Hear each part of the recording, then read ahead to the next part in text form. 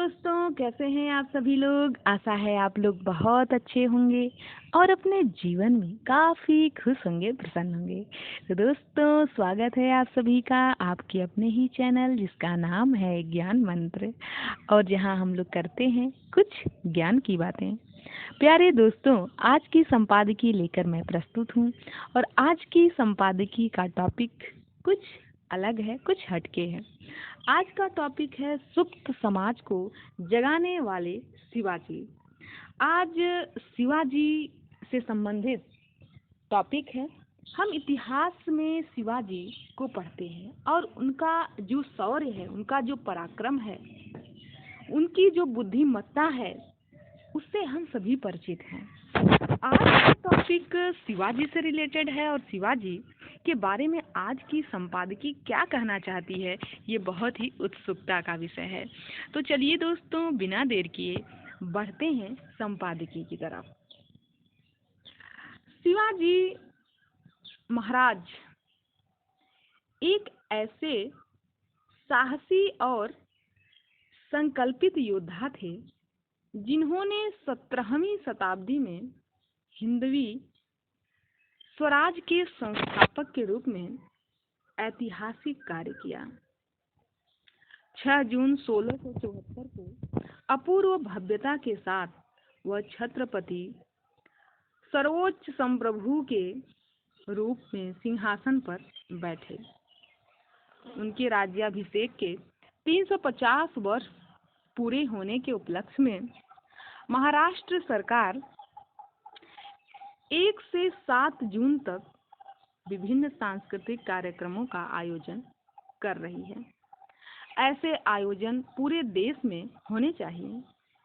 छत्रपति शिवाजी महाराज का राज्याभिषेक भारतीय इतिहास का एक महत्वपूर्ण मोड़ था, जिससे संप्रभु और शक्तिशाली हिंदू साम्राज्य की नींव पड़ी। यह साम्राज्य गुप्त, मौर्य, चोल, अहोम और विजयनगर साम्राज्य की ही तरह शक्तिशाली, सुसंगठित और सुशासित था। कवि भूषण ने शिवराज भूषण और शिव बावनी जैसी रचनाओं में छत्रपति शिवाजी महाराज की देशभक्ति, वीरता और प्रजावत्सलता का विशद वर्णन किया है।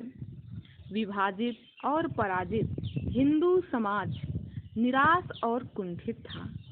लंबे इस्लामी शासन ने उसे असहाय, आत्मविश्वासहीन और अस्थिर बना दिया था।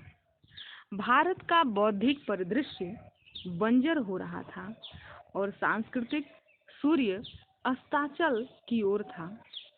शिवाजी ने एक महान हिंदवी साम्राज्य की स्थापना कर न केवल हिंदुओं की सुसुप्त चेतना को जागृत किया, बल्कि उन्हें संगठित करते हुए विभाजनकारी और दमनकारी इस्लामी शासन को खुली चुनौती भी दी। उन्होंने भारतीय अस्मिता, सनातन संस्कृति को पुनर्जीवित करने और मंदिरों के संरक्षण और निर्माण कार्य पर सर्वाधिक बल दिया। शिवाजी ने हिंदुओं को संगठित करते हुए एक अपराजेय शक्ति बना दिया।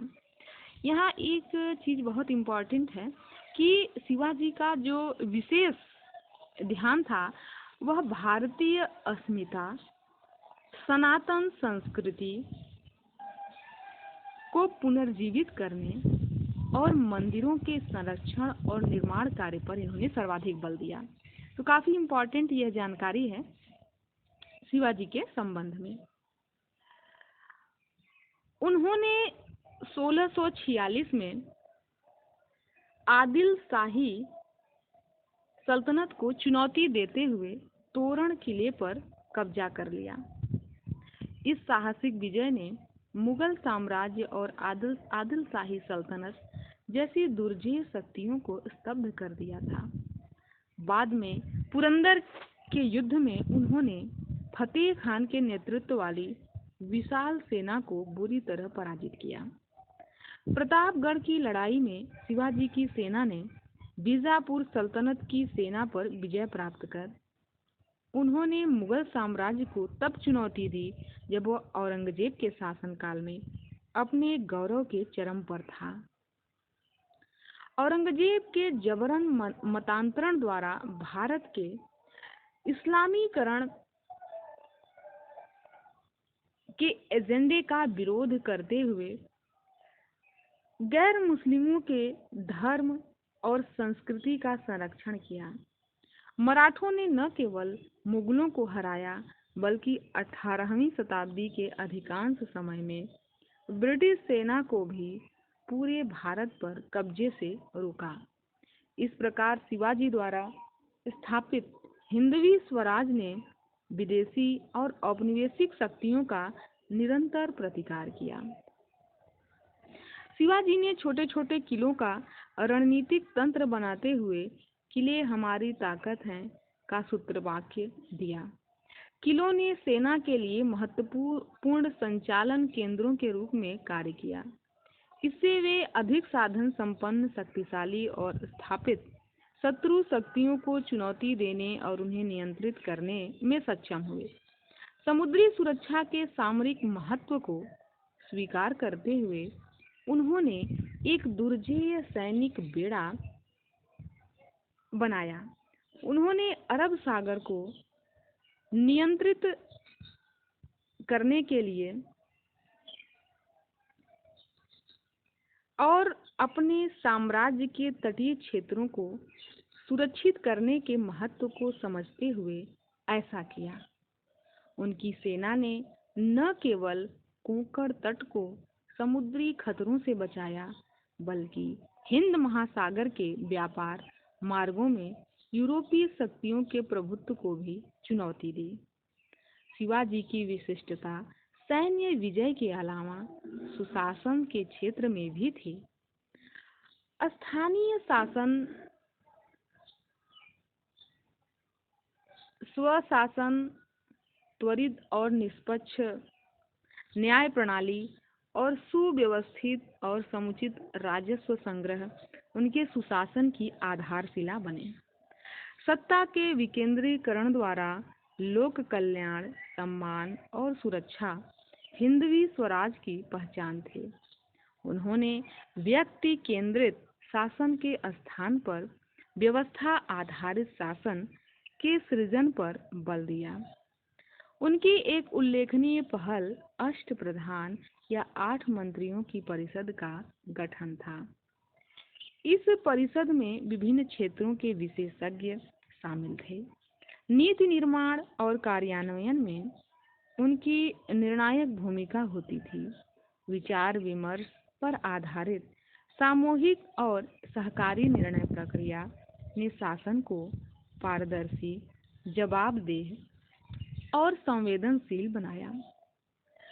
राजस्व आकलन की नई प्रणाली भी शुरू की गई, जिसमें कर आकलन और संग्रह की एक निष्पक्ष और पारदर्शी व्यवस्था विकसित की गई। इस नई व्यवस्था ने समुचित राजस्व संग्रह सुनिश्चित करते हुए भ्रष्टाचार को नियंत्रित किया।